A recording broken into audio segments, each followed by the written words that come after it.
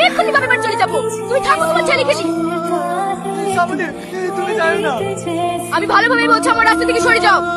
শ্রাবণী, আমি তোমার পা দিচ্ছি, তুমি আমার কাছে একটা মাস সময় দাও।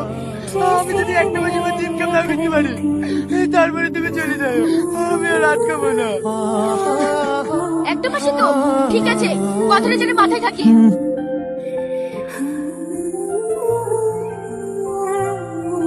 তারপর থেকে ও টাকা পয়সার পেছনে ছুটে আমাদের আর একটুও ভালোবাসি না।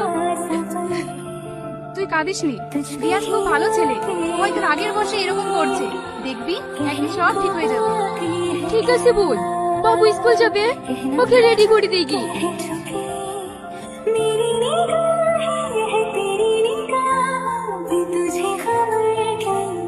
কি ব্যাপার আপনারা? আমার স্বামীকে কেন ধরেছে? আপনার স্বামী একজন বড় ধরনের স্মাগলার, আপনার সঙ্গে দেখা করতে চেয়েছে।